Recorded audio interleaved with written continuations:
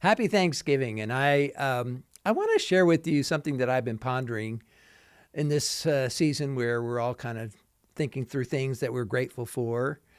And my mind has gone to a very familiar passage. You probably have heard it many, many times on days like this. And it's from 1 Thessalonians 5:17, where it says, "In everything give thanks, for this is the will of God for you." And I find myself always a little bit challenged by that verse because, and I've heard all the things about like it's in everything, not for everything.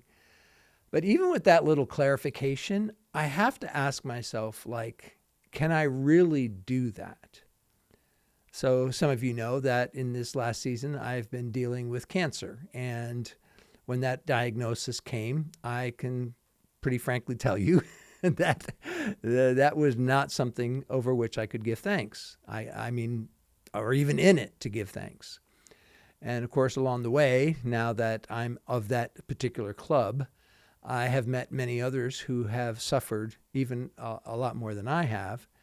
And I've tried to find myself thinking, okay, what is it that we're supposed to do in situations like that? Like, how do we fulfill the passage out of 1 Thessalonians? What is it that looks like? And, a lot of times I've heard people say things like, well, you got to fake it till you make it. And, just keep saying thank you and eventually you'll feel thanks. And I get it, but there's something about that just seems off. And so in this season, I've been saying, Lord, help me to see this in a way that allows me to give thanks authentically.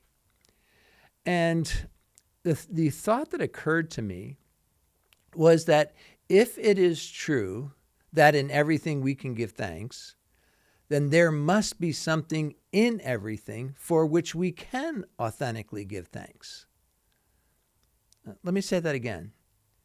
If it's God's will that in everything we give thanks, that means, because God wants us to be authentic worshipers, to worship from the heart, that means in everything there must be something for which we can authentically give thanks.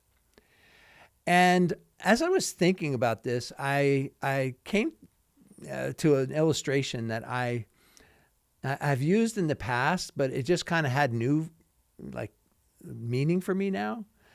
And that is that every now and again, I will have need of this little tool that I carry around in my pocket. It's one of those multi-tools that has like pliers and a file and a screwdriver and a knife. And I carry this around because every once in a while I need it. And there was a particular occasion where my wife called me and she said the car wouldn't start.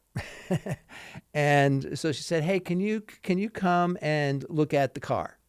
And I thought, yeah, sure. I don't know a thing about cars, but I'll come and try to help. And when I got there, I opened the hood and I had one of those thoughts like, I have no idea what I'm going to do here. I'm not a car guy. But then I noticed that there was a battery terminal that had corrosion on it.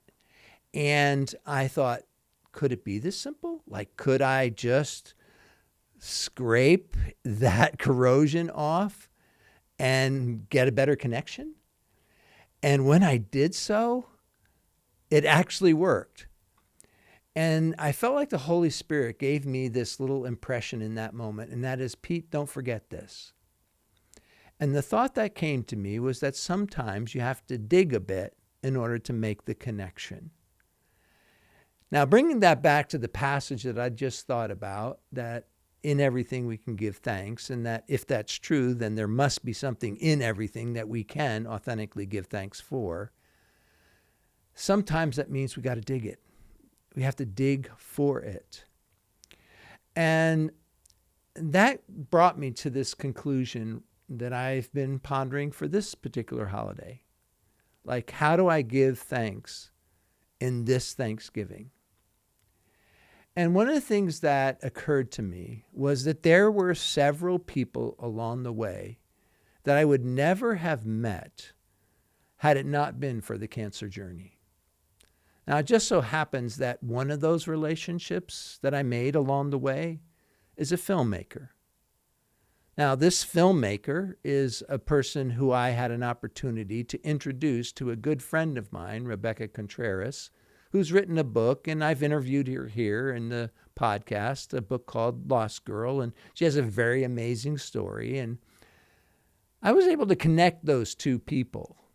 Well, just last week, I heard that the filmmaker was introduced to another producer who has now heard the story of Rebecca, who's going to create a mini-series around that story. An actual full-length mini-series around Lost Girl. And I just found myself thinking, if I hadn't had cancer, I would never have met David. If I had never met David, David probably would never have met Rebecca. And if they hadn't met, then that story I've just told would never have taken place. And what I have found myself thinking is I can genuinely give thanks in this situation because of that connection.